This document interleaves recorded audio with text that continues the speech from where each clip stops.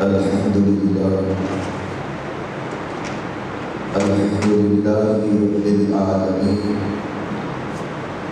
والصلاة والسلام على سيد الأنبياء والمرسلين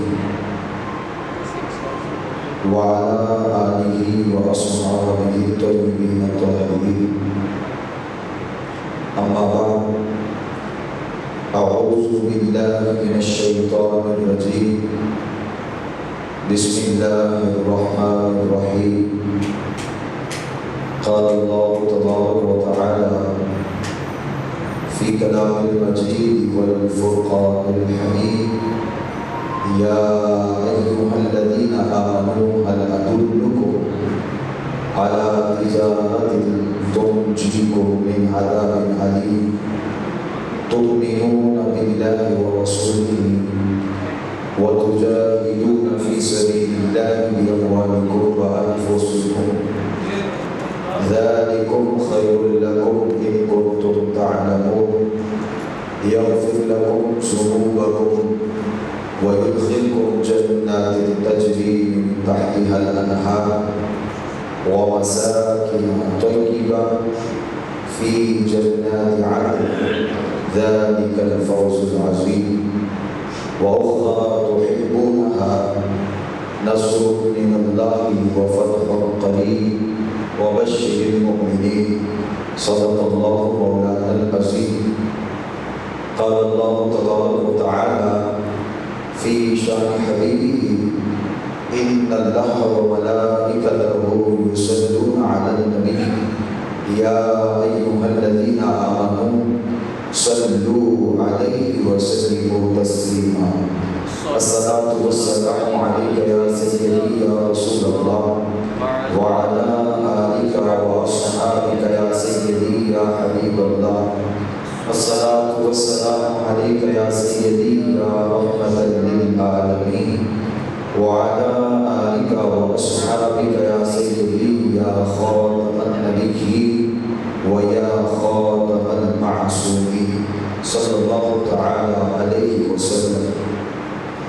اللہ تبارک و تعالی جل جلالہ اعظم شانہ اتم برہانہ جل ذکرہ اعز اسمہ کی حمد و ثنا کے بعد محبوب مکرم شفیع معظم نور مجسم قائد المرسلین خاتم النبیین وخاتم المعصومین صلی اللہ تعالی علیہ وآلہ وسلم کے دربار میں انتہائی ادب و احترام کے ساتھ نذرانہ تبریک ہدیہ درود و سلام پیش کرنے کے بعد وارثان محراب و منبر، ارباب فکر و دانش، اہل محبت و اہل مودت، معزز و محترم محتشم سامعین و ناظرین و حاضرین، اللہ تعالیٰ جل کریم کے فضل و توفیق سے آج کے درس جمعۃ المبارک میں ماہ ذی الحج شریف کی ایک بابرکت ساعتوں کے اندر جس موضوع پر لال کشائی کرنے اور سماعت گفتگو کی سعادتیں حاصل کریں گے، وہ موضوع ہے شان موراد قلب رسول صلی اللہ تعالی علیہ وآلہ وسلم. دعا ہے کہ اللہ تعالی محبوب علیہ السلام کے صدقے مجھے اس عظیم مسند پر بیٹھ کر بیان حق کی توفیق عطا فرمائے اور اللہ تعالی ہم سب کو حق سماعت کر کے اسے یاد رکھنے اور اس پر عمل کرنے کی ہمت عطا فرمائے. میرے بھائی، ماہ ذی الحج شریف اپنے اختتامی مراحل کی طرف رواں دواں ہے، اور اگر اس ماہ مقدس کے اختتام کی طرف ہم نظر کریں تو ایک ایسے اسلام کے عظیم ہیرو جرنیل رسول صلی اللہ تعالی علیہ وسلم، امیر المومنین خلیفۃ المسلمین حضرت ابو حفص عمر ابن الخطاب رضی اللہ تعالی عنہ، آپ کی شہادت طیبہ بھی اس ماہ مقدس کے اخیر میں نظر آتی ہے. اور اگر وہ تاریخ دیکھا جائے تو 26 ذی الحج شریف کو حضرت سیدنا عمر ابن الخطاب رضی اللہ تعالی عنہ پہ 23 سن ہجری میں ایک ملعون فیروز مجوسی نے وار کیا، اور وہ وار بڑا ایک گہرا وار تھا جو کہ حضرت امیر المومنین عمر رضی اللہ تعالی عنہ کی شہادت کا سبب بنا، اور یکم محرم الحرام کو حضرت امیر المومنین عمر رضی اللہ تعالی عنہ کی شہادت ہے۔ اسی کیفیت کو سامنے رکھتے ہوئے آج کے درس پاک میں ہم حضرت سیدنا عمر ابن الخطاب رضی اللہ تعالی عنہ کی شان پاک کے حوالے سے چند کلمات عرض و سماعت کی صحیح کریں گے۔ دعا ہے کہ اللہ تعالیٰ مجھے حق کہنے اور ہم سب کو حق سماعت کر کے اسے یاد رکھنے اور اس پر عمل کرنے کی توفیق عطا فرمائے۔ بلا تاخیر میری گفتگو کا آغاز ہے۔ آج ہم نے جن کی سیرت طیبہ کے چند پہلو اور شان طیبہ کے حوالے سے چند کلمات عرض و سماعت کی صحیح کرنی ہے، ان کا نام نامی اسم گرامی حضرت سیدنا عمر رضی اللہ تعالی عنہ ہے، اور حضرت عمر رضی اللہ تعالی عنہ کی طرف اگر دیکھا جائے تو آپ کی کنیت ابو حفص ہے، اور اگر آپ کی ولادت طیبہ کے حوالے سے نظر کی جائے تو آپ کی ولادت عام الفیل کے 13 سال بعد نبی کریم صلی اللہ تعالی علیہ وسلم کے اس غلام کی ولادت سعادت ہے۔ اور اگر آپ کے اسلام کو قبول کرنے کی طرف دیکھا جائے تو نبوت کے 6 سال، یعنی کہ جس وقت سرکار دو جہاں صلی اللہ تعالی علیہ وسلم نے اعلان نبوت کیا، اس وقت سے 6 سال یعنی کہ جو 6واں سال تھا نبوت کا، اس میں حضرت امیر المومنین عمر رضی اللہ تعالی عنہ 27 سال کی عمر میں آپ نے اسلام قبول کیا۔ اور 2 روایتیں اس کیفیت پر ملتی ہیں کہ جب حضرت امیر المومنین عمر رضی اللہ تعالی عنہ اسلام لائے تھے، اس وقت 40واں جو عدد تھا، یعنی 40 کا آپ سے قبل 39 مرد جو ہے انہوں نے اسلام قبول کیا، اور 11 عورتیں اسلام لائی، اور 40 کا عدد جو ہے وہ حضرت سیدنا عمر رضی اللہ تعالی عنہ نے پورا کیا۔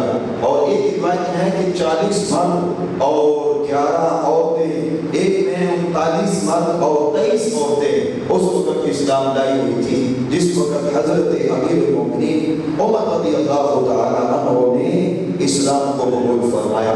اور پھر دیکھیں کہ جب آپ نے اسلام قبول کیا تو اس وقت یعنی کہ گھر سے تو محمود اسلام کو تصدیق کے معاذ اللہ شہید کرنے کے ارادے سے نکلے تھے، لیکن جب یہ خبر پہنچی کہ میری بہن اور بہنوئی وہ بھی کلمہ پڑھ کے اسلام لا چکے ہیں، تو اس وقت پھر ان کے پاس پہنچے، اور جب وہاں سے قرآن سنا تو اتنے متاثر ہوئے کہ آپ نے بھی اسلام قبول کرنا چاہا، لیکن پھر جب اسلام قبول کیا تو اس وقت کی جو کیفیت ہے اگر ہم اس کی طرف نظر کریں تو حضرت عمر رضی اللہ تعالی عنہ نے جب اسلام قبول کیا تو سب سے پہلے آپ نے جو بات محبوب اسلام کے سامنے عرض کی، کہنے لگے یا رسول اللہ بتائیں کیا ہم حق میں نہیں ہیں؟ فرمایا ہم حق میں ہیں۔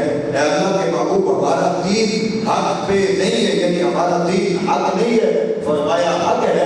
کہنے لگے کہ کیا ہمارے طریقے حق نہیں ہے؟ تو ہمارے نبی علیہ السلام نے فرمایا عمر حق ہے، لیکن ابھی ہم تھوڑے ہیں، ابھی کچھ اور جب اسلام میں آ جائیں گے تو پھر انشاءاللہ اس کا کھل کے اظہار کریں گے۔ تو حضرت عمر رضی اللہ عنہ نے کہا کہ اللہ کے محبوب اگر ہم حق میں ہیں، ہمارا دین سچا ہے، آپ سچے ہیں، تو آج کے بعد کسی گھر کے اندر نہیں سے حرم کے اندر نماز پڑھی جائے گی۔ حضرت عمر رضی اللہ تعالیٰ ایک صف میں آپ کھڑے ہوتے ہیں اور ایک طرف حضرت امیر حمزہ رضی اللہ تعالیٰ کو کھڑے ہوتے ہیں۔ اس موقع پر ہمارے محبوب علیہ السلام و تسلیم نے حضرت عمر کا ہاتھ تھاما اور ہاتھ تھام کے فرمایا، میرے محبوب علیہ السلام فرماتے ہیں کہ ہذا فاروق، یہ فاروق ہے۔ مطلب کیا کہ یہ وہ ہے جن کا نام تو عمر ہے لیکن ان کو لقب ہم فاروق کا عطا کرتے ہیں کہ یہ وہ انسان ہے جس نے حق و باطل کے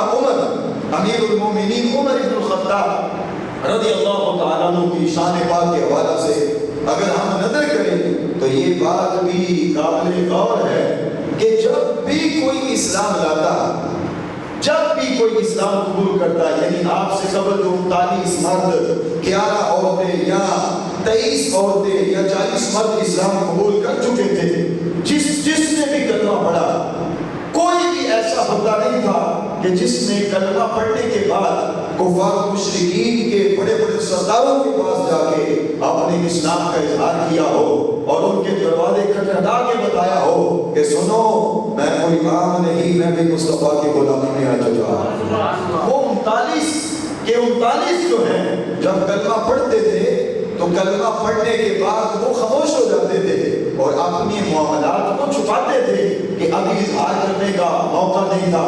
اور سرکار دو جہاں صلی اللہ تعالیٰ علیہ وسلم نے بھی فرمایا تھا کہ ابھی تم نے اس کا اظہار نہیں کرنا، جب تمہاری کثرت ہو جائے گی تو اس وقت اظہار کر دینا۔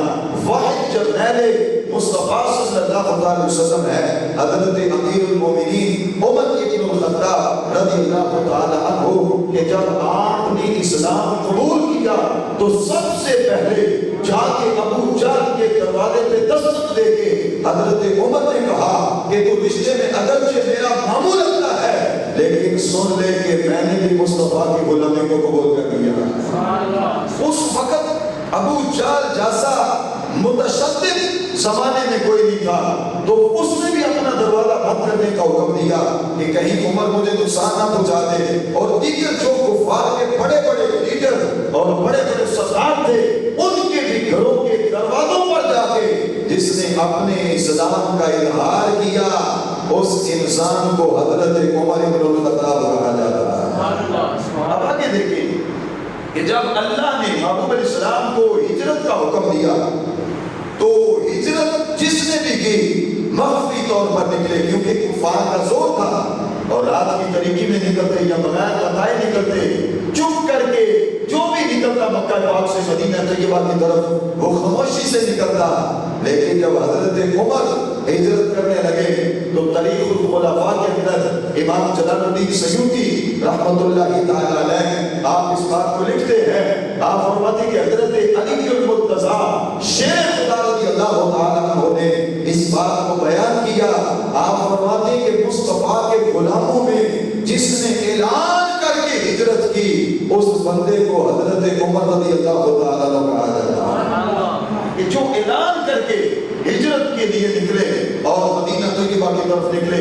اور پھر کیسا انداز تھا حضرت عمر رضی اللہ تعالیٰ عنہ کا ہجرت کرنے کا بھی، اس کیفیت پر بھی اگر نظر کریں تو بڑی عظیم کیفیت ہے کہ حضرت عمر رضی اللہ تعالیٰ بیت اللہ میں داخل ہوتے ہیں، اپنے گلے میں اپنی تلوار کو لٹکاتے ہیں، اپنے ہاتھ میں تیر پکڑتے ہیں اور حرم پاک کا طواف کرتے ہیں، مقام ابراہیم پہ نفل پڑھتے ہیں اور پھر زمزم شریف پیتے ہیں اور بیت اللہ شریف کو الوداع کہتے ہوئے حضرت عمر رضی اللہ تعالیٰ عنہ کفار کی ایک مجلس جس میں بڑے بڑے سردار بیٹھے ہیں اس میں پہنچتے ہیں اور ایک ایک کا نام لے کر کہتے ہیں شاہت الوجوہ تیرا چہرہ سیاہ ہو جائے، شاہت الوجوہ تیرا چہرہ سیاہ ہو جائے۔ اور پھر جو اعلان کرتے ہیں وہ اعلان کتنا پیارا ہے۔ حضرت عمر رضی اللہ تعالیٰ عنہ ہجرت کے لیے نکلتے ہیں تو کیا کہتے ہیں؟ آپ فرماتے ہیں من اراد ان تذکرہ امہ، جو یہ چاہتا ہے کہ اس کی ماں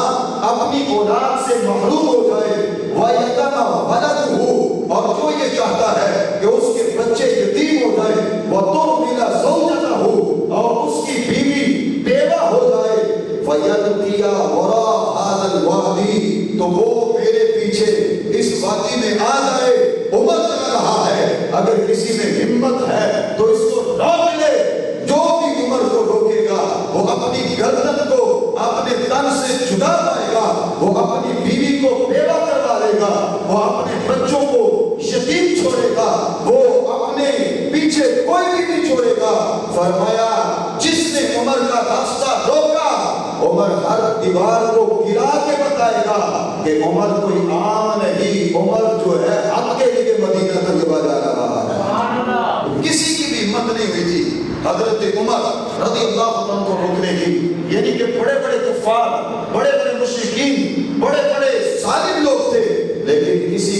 ہمت نہیں ہوئی کہ حضرت عمر کو روکا جائے. حضرت علی کہتے ہیں کہ ہر کوئی ہجرت کرتا تو آرام سے چپ کر کے مکہ سے مدینہ کی طرف نکلتا.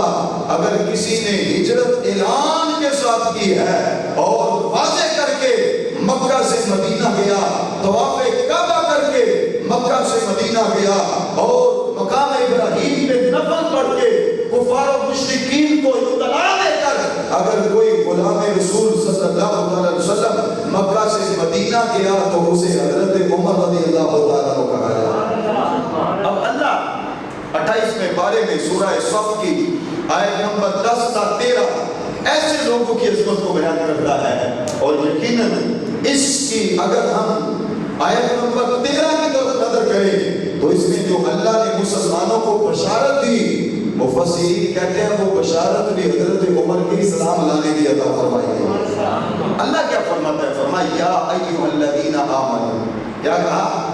یا ایھا الذین آمنوا, فرمایا اے ایمان والو, هل ادلکم علی تجارۃ تنجیکم من عذاب الیم, کیا تمہیں ایسی تجارت کے بارے میں نہ بتاؤں کہ جو تمہیں دردناک عذاب سے بچا لے.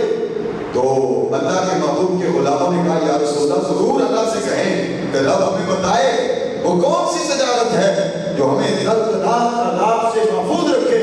تو اللہ تبارک و تعالیٰ نے قرآن کی اگلی آیت مبارکہ نازل فرمائی, فرمایا تؤمنون باللہ ورسولہ وتجاہدون فی سبیل اللہ باموالکم وانفسکم ذالکم خیر لکم ان کنتم تعلمون. فرمایا اللہ اور اس کے رسول پہ ایمان لاؤ.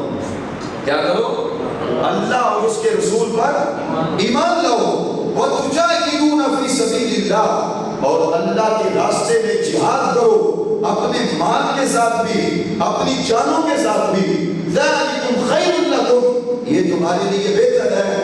ان کنتم تعلمون, اگر تم جانتے ہو جب تم اللہ اور اس کے رسول پہ ایمان لاؤ گے, اپنے مال, اپنی جان, اپنا گھر بار, اپنا کنبہ, ہر چیز اللہ کے لیے پیش کر دو گے تو رب نوید کیا عطا کرتا ہے. فرمایا یغفر لکم ذنوبکم وَيُدْخِلْكُمْ جَنَّاتٍ تَجْرِي مِنْ تَحْتِهَا الْأَنْهَارُ وَمَسَاكِنَ طَيِّبَةٍ فِي جَنَّاتِ عَدْنٍ ذَلِكَ الْفَوْزُ الْعَظِيمُ. جب تم اللہ اور اس کے رسول پہ ایمان لا کے اللہ اور اس کے رسول کی رضا کی خاطر جہاد کرو گے, اپنا کنبہ, اپنے گھر بار, اپنا مال, ہر چیز اللہ کے راستے میں قربان کرو گے, تو فرمایا اللہ تمہارے گناہوں کو بھی معاف کرے گا اور رب ذوالجلال تمہیں جنت کے ہمیشہ رہنے والے باغات میں بھی داخل فرمائے گا. فرمایا وہ پاکیزہ مسکن ہے, پاکیزہ رہنے کی جگہ ہے, اور جنت عدن کا ملنا یہ بہت بڑی کامیابی ہے. یہ تو کامیابیاں ایمان لانے کے بعد, اور آگے جو بات بیان فرمائی وہ کتنی پیاری ہے. وَأُخْرَىٰ تُحِبُّونَهَا, اور اللہ تمہیں ایک ایسے انعام کی بھی خوشخبری دیتا ہے جس کے ساتھ تم محبت کرتے ہو, یعنی جو تمہاری چاہت ہے اللہ اس انعام کی بھی خبر دیتا ہے. نصر من اللہ, کہ ان قریب اللہ کی طرف سے آپ کے پاس مدد آئے گی. وفتح قریب, اور اللہ تعالیٰ آپ کو فتح عطا کرے گا جو بہت زیادہ قریب ہے. وبشر المومنین, مومنین کو اس بات کی بشارت دے. اب مفسرین کہتے ہیں کہ جن کے آنے سے رب نے مسلمانوں کے لیے فتوحات کا دروازہ کھولا, اور جن کے آنے سے رب نے کئی علاقے مسلمانوں کو عطا فرمائے, وہ کوئی اور نہیں, انہیں حضرت عمر بن الخطاب کہا جاتا ہے. حضرت سیدنا عمر بن الخطاب رضی اللہ تعالی عنہ, آپ کی یہ شان کو قرآن میں بیان کی گئی, اور قرآن کی 20 آیات بینات حضرت عمر رضی اللہ عنہ کی رائے پر نازل ہوئی. میرے محبوب علیہ الصلوۃ والتسلیم نے یہ واضح ارشاد فرمایا تھا, الحق ینطق علی لسان عمر. میرے محبوب علیہ السلام نے فرمایا کہ میرا عمر وہ ہے جس کی زبان پر حق گفتگو کرتا ہے, یعنی جس کی زبان پر حق بولتا ہے. یہی تو وجہ ہے حضرت عمر نے عبداللہ ابن ابی کے جنازہ پڑھنے سے منع کرنے کی رائے پیش کی, حضرت عمر نے جب رائے دی کہ یا رسول اللہ یہ عبداللہ ابن ابی منافق ہے اور منافقوں کا جنازہ نہ پڑھا جائے، اگر آپ پڑھیں گے تو یہ پیچھے سنت قائم ہو جائے گی، ہمیں بھی پڑھنا پڑے گا، ہم آپ کے دشمنوں کا جنازہ نہیں پڑھنا چاہتے۔ تو رب نے قرآن نازل کیا، فرمایا وَلَا تُصَلِّ عَلَىٰ أَحَدٍ مِّنْهُمْ مَاتَ أَبَدًا وَلَا تَقُمْ عَلَىٰ قَبْرِهِ۔ فرمایا محبوب آج کے بعد کسی منافق کا جنازہ بھی نہیں پڑھنا ہے اور کسی کی قبر پہ بھی نہیں کھڑے ہونا ہے۔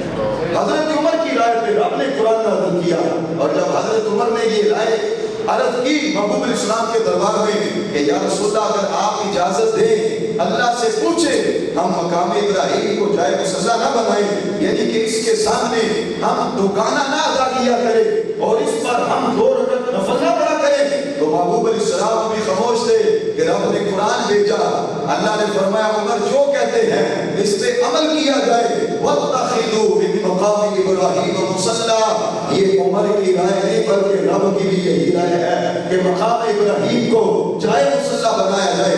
اگر حضرت عمر نے رائے دی ازواج مطہرات اور امت کی شہزادیاں پردہ کر کے باہر نکلے تو رب نے اس پر بھی قرآن نازل کیا، یا ایھا النبی قل لازواجک وبناتک ونساء المؤمنین یدنین علیہن من جلابیبہن۔ یہ کہ حضرت عمر کوئی عام صحابی رسول نہیں بلکہ یہ وہ دوسرے خلیفہ ہے، وہ مصطفیٰ کے جانشین اور وہ امیر المومنین ہیں کہ جو زبان سے رائے دیتے تھے، رب ان کی رائے پر بھی قرآن کا نزول فرماتا تھا۔ یہ وہ مراد رسول ہیں کہ جن کے اسلام کی سرکار خواہش رکھتے تھے کہ یہ اسلام لائیں۔ محبوب علیہ السلام یہ خواہش ظاہر کیا کرتے تھے کہ حضرت عمر رضی اللہ تعالیٰ اسلام لائیں۔ اب اس پر میں ایک حدیث مبارکہ آپ کے سامنے عرض کروں جو کہ جامع ترمذی شریف کے اندر کتاب المناقب صفحہ نمبر 1007 حدیث نمبر 3681 ہے۔ میرے اور آپ کے کریم آقا صلی اللہ تعالیٰ وسلم نے کتنی پیاری بات حضرت نافع حضرت عبداللہ ابن عمر سے اس روایت کو نقل کرتے ہیں۔ آپ فرماتے ہیں ان رسول اللہ صلی اللہ علیہ وسلم قال اللہم اعز الاسلام بحب احب هذین الرجلین الیک بابی جہل او بعمر بن الخطاب قال وکان احبهما الیہ عمر۔ کہ ہمارے محبوب الاسلام دعا کرتے تھے یا اللہ ان 2 بندوں میں جو تجھے پسند ہے وہ تیرے محبوب کو پسند ہے، ان دونوں میں جس کو تو پسند کرتا ہے اسے اسلام کی طرف بھیج اور اس کے ساتھ اسلام کو عزت عطا فرما۔ وہ ابو جہل یا حضرت عمر بن الخطاب، ان دونوں میں جسے تو پیار کرتا ہے اسلام کے لیے وہ عطا کر۔ تو حضرت نافع کہتے ہیں کہ سرکار نے دعا کی، اللہ نے اپنا پسندیدہ بندہ اسلام کی عزت کی خاطر حضرت عمر بن الخطاب عطا فرما دیا۔ حضرت عمر رضی اللہ تعالی عنہ آپ محبوب علیہ الصلوۃ والتسلیم کے محبوب تھے، اور پھر مزیداری کی بات یہ ہے کہ آپ کی شان کو شان والے جانتے ہیں، مقام والے جانتے ہیں۔ حضرت امیر المومنین عمر رضی اللہ تعالی عنہ آپ کی شان کا جس طرح رب نے قرآن میں اظہار کیا، اسی طرح آپ کی شان اور آپ کا مقام ہمارے محبوب علیہ السلام نے اپنی احادیث صحیحہ کے اندر بیان کیا، اور جس طرح سرکار نے اپنی احادیث کے اندر حضرت عمر کی شان بیان کی، اسی طرح مصطفیٰ کے غلاموں نے بھی اپنے اپنے زمانے میں عمر کی شان بیان کی ہے۔ اب کائنات میں سب سے افضل ہستی رسول اللہ صلی اللہ علیہ وسلم کے بعد ہمارے نزدیک ہمارے عقیدے کے مطابق جو سب سے افضل ہستی ہے اللہ کے نبیوں کے بعد، ان کو حضرت ابو بکر صدیق کہا جاتا ہے۔ ان کو کیا کہا جاتا ہے؟ حضرت ابو بکر صدیق رضی اللہ تعالیٰ عنہ۔ لیکن مزیداری کی بات یہ ہے کہ ایک دن حضرت ابو بکر صدیق حضرت عمر سے ملے، ان دونوں کی ملاقات ہوئی، اور جب آپس میں ملاقات ہوئی تو روایت کے راوی ہیں حضرت جابر ابن عبداللہ، اور یہ بھی حدیث کتاب المناقب کے اندر جامع ترمذی شریف میں اور صفحہ نمبر 1007 پہ حدیث نمبر 3684 ہے۔ میرے اور آپ کے کریم آقا صلی اللہ علیہ وسلم کے غلام حضرت جابر بن عبداللہ کہتے ہیں قال عمر لأبی بکر یا خیر الناس بعد رسول اللہ صلی اللہ علیہ وسلم. حضرت عمر حضرت ابو بکر صدیق سے ملے، اور جب ابو بکر صدیق سے ملے تو آپ نے کہا اے سرکار کے بعد سب سے بہترین بندے، یا خیر الناس بعد رسول اللہ، اللہ کے محبوب صلی اللہ علیہ وسلم کے بعد سب سے بہترین انسان. جب حضرت ابو بکر صدیق سے حضرت عمر نے کہا کہ اے مصطفیٰ کے بعد کائنات میں بہترین انسان، تو حضرت ابو بکر نے عمر کی شان میں کیا کہا؟ حضرت ابو بکر صدیق رضی اللہ تعالی عنہ نے حضرت عمر کی شان میں کیا کہا؟ حدیث کے الفاظ ہیں فقال ابو بکر اما انک ان قلت ذاک فلقد سمعت رسول اللہ صلی اللہ علیہ وسلم یقول ما طلعت الشمس على رجل خیر من عمر. فرمایا اگر آپ یہ سمجھتے ہیں کہ سرکار نے آپ کے سامنے یہ کہا کہ حضرت ابو بکر انبیاء کے بعد اور میرے بعد سب سے زیادہ کائنات میں افضل ہیں، اور اے عمر آپ بھی سنیں، میں نے اپنے کانوں سے مصطفیٰ سے یہ بھی سنا ہے یقول کہ آپ فرما رہے تھے ما طلعت الشمس على رجل خیر من عمر، کہ سرکار نے کہا کہ جن لوگوں پر سورج طلوع ہوتا ہے اگر اس وقت ان سب سے افضل کوئی انسان ہے تو اسے حضرت عمر کہا جاتا ہے، اسے حضرت سارے بولے حضرت عمر کہا جاتا ہے. اب دیکھیں حضرت عمر رضی اللہ تعالیٰ عنہ کی شان اور آپ کا مقام. آج تو لوگ حضرت عمر کی شان اور مقام سے جلتے ہیں اور یہ کہتے ہیں کہ ہم اہل بیت اطہار کے نوکر ہیں. میں نے کہا اگر اہل بیت اطہار کے نوکر ہو تو اہل بیت اطہار نے جن کی شان بیان کی ان کی شان کو بھی تصدیق کیا کرو. حضرت عمر رضی اللہ تعالیٰ کے بارے میں کتاب الملائکہ کے اندر امام حسنی نے اپنی مجمع الزوائد کی جلد نمبر 9 صفحہ نمبر 617 پہ حدیث نمبر 14364 14364 نمبر حدیث مبارکہ جو حضرت ابی حازم رضی اللہ تعالیٰ عنہ سے آپ کہتے ہیں جا رجل الی علی بن الحسین، فرمایا کہ ایک بندہ حضرت امام زین العابدین کے پاس آیا. حضرت امام زین العابدین جو کہ کربلا کے سارے منظر کو اپنی آنکھوں سے دیکھنے والے ہیں، اور یہ امام زین العابدین حضرت امام حسین کے بیٹے ہیں اور حضرت علی کے پوتے ہیں. یہ وہ امام زین العابدین ہیں جنہوں نے کوفہ کے اندر کھڑے ہو کے کہا تھا نادانو تم کیا سمجھے ہو کہ حسین کو شہید کر کے تم نے دین کو ختم کر دیا. دیکھو اذان میں آج بھی نام ہمارے ہی نانا جان کا گونج رہا ہے. جس مقصد کے لیے میرے ابا جی نے شہادت دی اور شہادت کو قبول کیا وہ مقصد حل کر لیا. وہ امام زین العابدین کیا کہتے ہیں، ان کے پاس ایک بندہ آ گیا جا رجل الی علی بن الحسین، حضرت امام زین العابدین کے پاس بندہ آیا تو آگے پتہ کیا کہنے لگا فقال ما کان منزلۃ ابی بکر و عمر من النبی صلی اللہ علیہ وسلم، کہ میں آپ سے ایک سوال کرنا چاہتا ہوں. فرمایا پوچھ.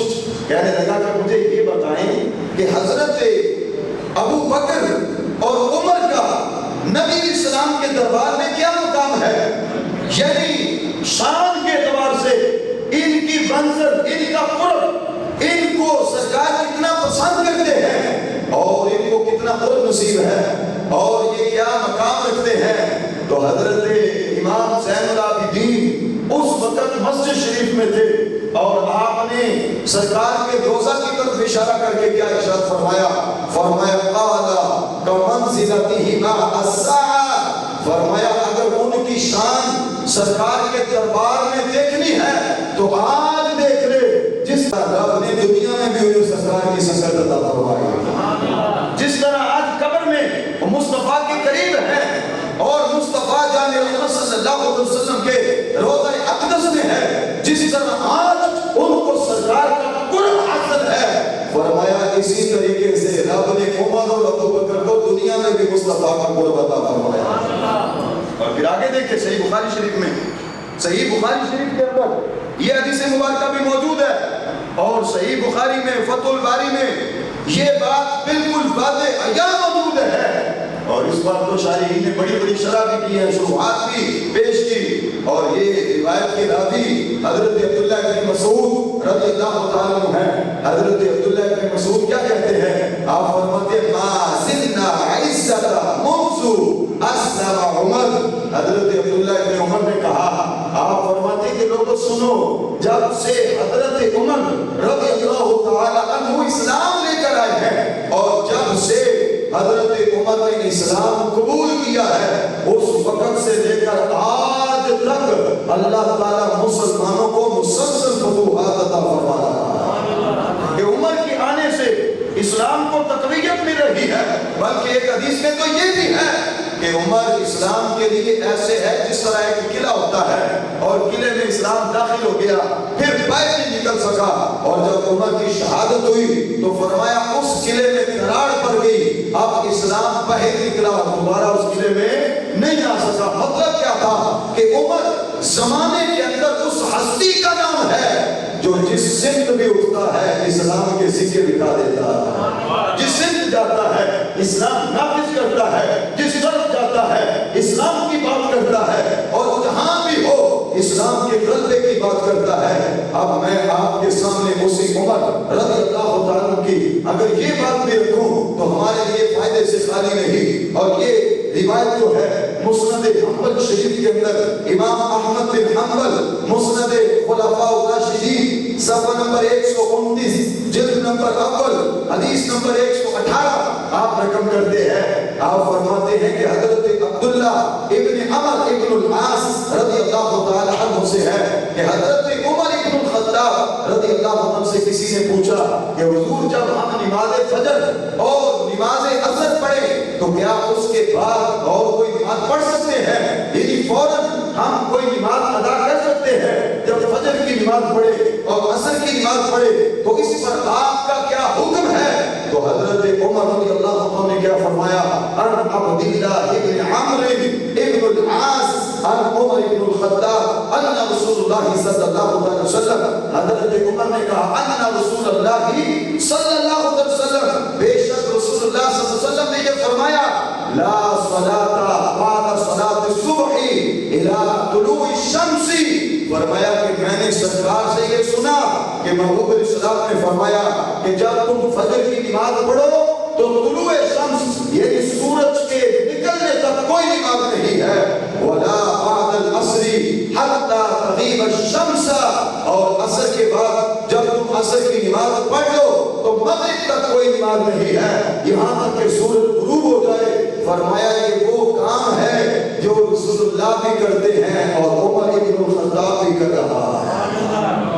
حضرت عمر رضی اللہ تعالی عنہ آپ کی شان تو شان والے جانتے ہیں جن کا اپنا ہی کوئی مقام نہیں، جو بیچارے مارے ہیں نشے کے وہ کیا جانیں گے حضرت عمر کی شان کیا ہے، جو مارے ہیں من گڑت روایات کے، جو مارے ہیں موضوعات کے، وہ کیا حضرت عمر کی شان کو جانیں گے؟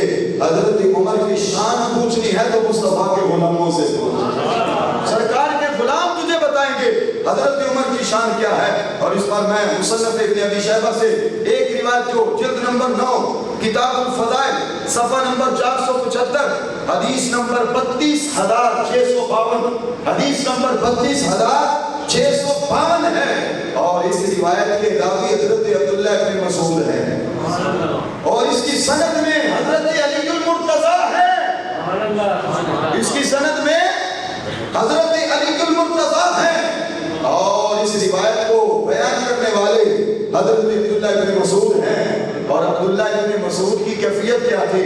حدیث کے الفاظ ہیں ان عبداللہ قال اذا ذکر الصالحون، حضرت عبداللہ ابن مسعود رضی اللہ تعالیٰ کے سامنے جب نیک لوگوں کا ذکر ہوتا فحیا حلا بعمر، تو حضرت عبداللہ ابن مسعود بلند آواز سے نعرہ لگاتے، فرمایا اگر نیک لوگوں کا ذکر میرے سامنے کرنا ہے تو پھر عمر کا بھی ذکر کیا کرو. کس کا ذکر کیا کرو؟ حضرت عمر ابن خطاب کا ذکر کرو. حضرت عبداللہ ابن مسعود نے کہا کہ تم عمر کا ذکر کیوں نہیں کرتے؟ عمر کا ذکر کیوں نہیں کرتے؟ عمر کا ذکر کیوں نہیں کرتے؟ اس سے پتا چلا کہ صحابی رسول یہ چاہتے ہیں ان کے سامنے جب کسی نیک کا ذکر ہو تو ان نیکوں میں حضرت امیر المومنین عمر کا بھی ذکر ہونا چاہیے. اب حضرت عمر رضی اللہ عنہ کے بارے میں عبداللہ ابن مسعود نے کیا بتایا؟ فرمایا ان اسلامہ کان نصرا. فرمایا کہ جب حضرت عمر اسلام لائے تو ان کے اسلام سے اللہ نے اسلام کو تقویت عطا فرمائی. حضرت عمر کا اسلام لانا اسلام کی مدد ہے. وَإِنَّ إِمَارَتَهُ كَانَتْ فَتْحًا. اور حضرت عمر کی خلافت فتوحات کا نام ہے. حضرت عبداللہ ابن مسعود کہتے ہیں کہ عمر کی خلافت یہ فتوحات کا نام ہے. وَأَيْمُ اللَّهِ مَا أَعْلَمُ عَلَى الْأَرْضِ شَيْئًا إِلَّا وَقَدْ وَجَدَ فَقَدْ عُمَرَ حَتَّى الْعِلَاقُ. آپ نے فرمایا کہ خدا کی عزت و جلال کی قسم ہے کائنات کے اندر کسی کے جانے پہ میں نے کائنات کو اتنا روتے نہیں دیکھا یہاں تک کہ کانٹوں والے درخت جو ہیں وہ بھی رو رہے تھے. کہا جانتے ہو کس کے جانے پہ ہر طرف آؤ بکا ہوئی, کس کے جانے پہ زمین بھی روئی, آسمان بھی رویا, شرق و غرب بھی روئے, شمال و جنوب بھی روئے, پرندے و پرندے بھی روئے, درخت بھی روئے, سماعت بھی روئے. فرمایا جن کے جانے پہ میں نے کائنات کے اندر آہو بکا دیکھی ہے وہ کوئی ذات اور نہیں, اسے حضرت عمر کہا جاتا ہے. جب حضرت عمر کی شہادت ہوئی تو فرمایا میں نے کانٹوں والے درختوں کو بھی روتے دیکھا. حضرت عبداللہ ابن مسعود نے کہا کہ ان کی شہادت پر میں نے کانٹوں والے درختوں کو روتے دیکھا. اور آگے کیا فرمایا؟ فرمایا وَأَيْمُ اللَّهِ إِنِّي لَأَحْسَبُ بَيْنَ عَيْنَيْهِ مَلْكًا يُصَدَّدُ وَيُرْشِدُهُ. فرمایا کہ میں اللہ کی قسم کھا کے کہتا ہوں عمر اس ہستی کا نام ہے کہ جن کی پیشانی پر رب ذوالجلال نے ایک فرشتہ مقرر کیا ہوا تھا جو حضرت عمر کی رہنمائی بھی کرتا تھا اور آپ کو ہدایت بھی عطا کرتا تھا. یعنی آپ کو بتاتا تھا یہ کرنا ہے یہ نہیں کرنا. اور آگے کیا فرمایا؟ وَأَيْمُ اللَّهِ إِنِّي لَأَحْسَبُ الشَّيْطَانَ يَخْلُقُ أَن يُحْدِثَ فِي الْإِسْلَامِ فَيُرَدَّ عَلَيْهِ عمر. اور شیطان بھی اس بات سے ڈرتا تھا کہ اگر وہ اسلام میں کسی اعتبار سے کوئی دراڑ پیدا کرے گا تو حضرت عمر اس دراڑ کو ختم کر کے اسلام کو اپنی اصلی حالت کی طرف لوٹا دے. یعنی شیطان بھی حضرت عمر سے ڈرتا تھا. اور آگے جو آخری بات ہے وہ کیسی پیاری بات حضرت عبداللہ ابن مسعود نے کی. فرمایا وَأَيْمُ اللَّهِ لَوْ أَعْلَمُ أَنَّ قَلْبًا يُحِبُّ عُمَرًا لَأَحْبَبْتُهُ. فرمایا اگر مجھے پتا چل جائے. کس نے کہا؟ حضرت عبداللہ ابن مسعود نے جو فقیہوں کے امام ہیں انہوں نے کہا اگر مجھے پتا چل جائے لو اعلم اگر میں جان لوں ان قلبا يحب عمرا لاحببته. فرمایا مجھے پتا چل جائے اگر کوئی کتا حضرت عمر سے پیار کرتا ہے تو میں اس کتے سے پیار کرنا شروع ہو جاؤں. یعنی مجھے یہ پتا چل جائے اگر کوئی کتا حضرت عمر سے پیار کرتا ہے تو میں اس کتے سے محبت کروں. آپ اندازہ لگائیں صحابی رسول عبداللہ ابن مسعود رضی اللہ عنہ کہتے ہیں اگر مجھے پتا چلے کوئی کتا عمر سے پیار کرتا ہے تو میں اس کتے سے محبت کروں. اگر کوئی انسان عمر سے پیار کرے تو اس انسان سے آپ کتنی محبت کرتے ہو. حضرت عمر آپ بیٹھے خلوص بھی تھے, امام العادلین بھی تھے, امام الناقدین بھی تھے. حضرت عمر رضی اللہ تعالیٰ عنہ ہر فتنے کی سرکوبی کرنے والے تھے. حضرت عمر سے شیطان ڈرتا تھا. حضرت عمر کی زبان پر حق کلام کرتا تھا. اور حضرت عمر کے بارے میں تو میرے مصطفیٰ نے یہ فرما دیا کہ میں خاتم النبیین ہوں, میرے بعد کوئی نبی نہیں. وَلَوْ كَانَ بَعْدِي نَبِيًّا فَكَانَ عمر ابن الخطاب. میرے اوپر نبوت کا دروازہ بند ہو گیا اور اگر میرے بعد کوئی نبی آنا ہوتا تو مجھے غالب گمان ہے کہ رب وہ نبوت حضرت عمر کو عطا فرماتا. و انصاف کے پیکر تھے. کون تھے؟ عدل و. اب اس کی ایک تمثیل میں آپ کے سامنے فتوح الشام سے ذکر فتح ہمس کے اندر جو حضرت امام باقری رحمۃ اللہ تعالی علیہ نے فتوح الشام کی جلد اول صفحہ نمبر 100 پہ جہاں ہمس کی فتوحات کا ذکر کیا وہاں آپ نے اس بات کو بھی بیان کیا. آپ فرماتے کہ غسان کا ایک بادشاہ تھا جس کا نام تھا جبلہ ابن اہم. جبلہ ابن اہم وہ مدینہ طیبہ میں آیا اور وہ دور تھا حضرت عمر رضی اللہ تعالیٰ کا. دور کن کا تھا؟ حضرت عمر رضی اللہ عنہ کا.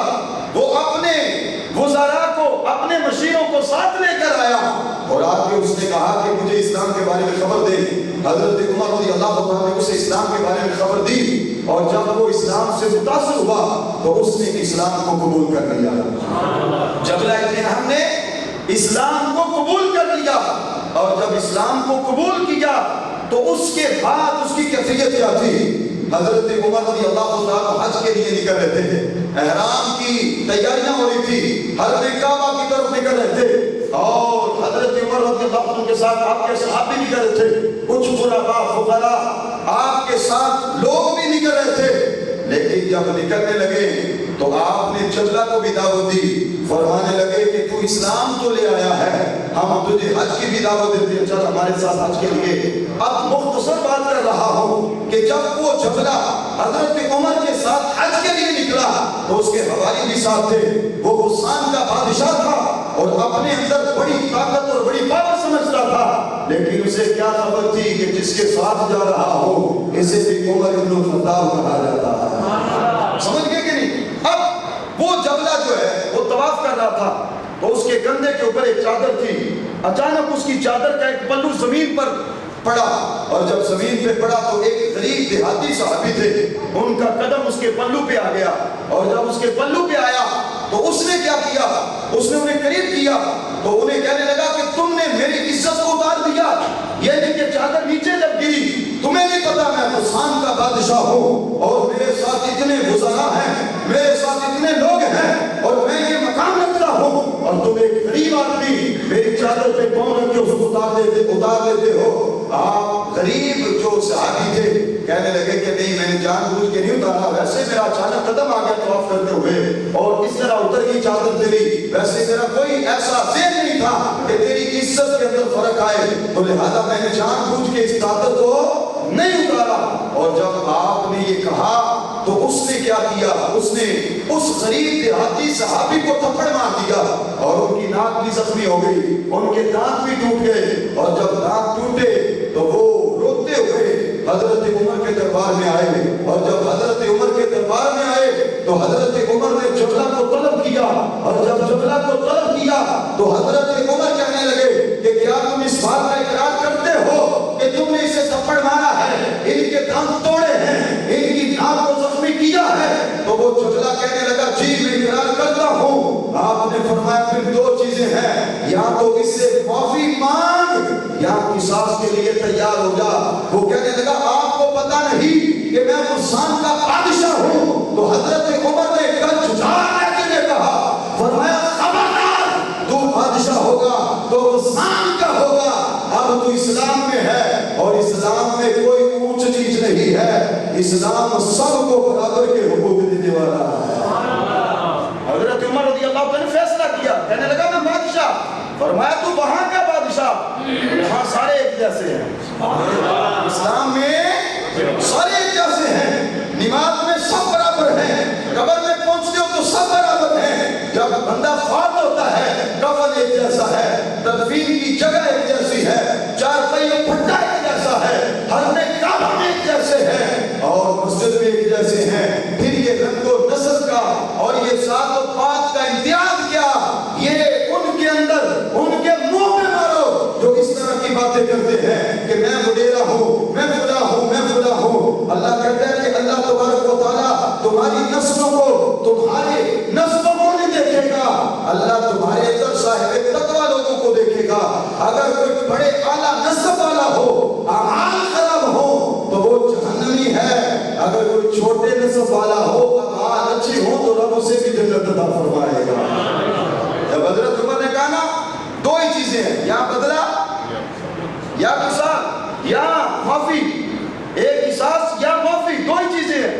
کہنے لگا ایک رات کی مہلت نہیں دیتے. بادشاہ تھا, کہنے لگا ایک رات کی مہلت نہیں دیتے. آپ نے فرمایا کہ نقصان میرا نہیں کیا, اس غریب کا کیا ہے. بولو نقصان میرا نہیں کیا, اس غریب کا کیا ہے, تو لہذا مہلت بھی اس سے لے. وہ کہنے لگا جی مجھے ایک رات کی مہلت دے دیں آپ. بادشاہ تھا, وہ کمزور بندے کے سامنے جھکا دیا. جھکایا کس نے ہے؟ حضرت عمر رضی اللہ تعالیٰ نے. اور جب یہ کیفیت ہوئی تو اس نے مہلت مانگی. حضرت عمر نے مہلت دی. جب اس غریب صحابی نے مہلت دے دی تو حضرت عمر نے بھی مہلت دی. رات کو وہ نکلا اور واپس شام کی طرف بھاگا اور جا کے عیسائی ہو گیا. لوگوں نے بتایا حضور وہ تو بندہ جا کے عیسائی ہو گیا. فرمایا یہی تو اسے بتانا تھا کہ اسلام میں اور دیگر مذاہب میں فرق ہے. ہر مذہب میں اونچ نیچ دیکھی جاتی ہے, اسلام میں غلطی پر سزا دی جاتی ہے. تو یہ اسلام ہے میرے بھائیو. اللہ تعالیٰ حضور کے صدقے ہمیں بھی وہ جو ریاست مدینہ کے نعرے لگانے والے ہیں اللہ ان کو بھی ہدایت عطا فرمائے, اور اللہ تعالیٰ حضور کے صدقے ایسی ریاست قائم کرنے کی توفیق عطا فرمائے کہ جہاں سب کے لیے قانون برابر ہو. اگر وقت کا وزیر اعظم بھی چور ہو تو اس کے لیے بھی سزا ہونی چاہیے. اگر کوئی مشیر چور ہو اس کے لیے بھی سزا ہونی چاہیے. اگر وہ اس کا نیچے کوئی چور ہو تو اس کے لیے بھی سزا ہونی چاہیے. اسلام جو ہے یہ ریاست مدینہ اس چیز کا نام نہیں کہ اوپر بیٹھ کے جو مرضی کرتے رہو. پیسنا نچلے طبقے کو ہے. ریاست مدینہ اس کو کہا جاتا ہے جہاں غریب کے بھی حق وہی ہیں, امیر کے بھی حقوق وہی ہیں. اللہ تعالیٰ حضور کے صدقے میری اور آپ کی حاضری قبول فرمائے. وآخر دعوانا ان الحمد للہ.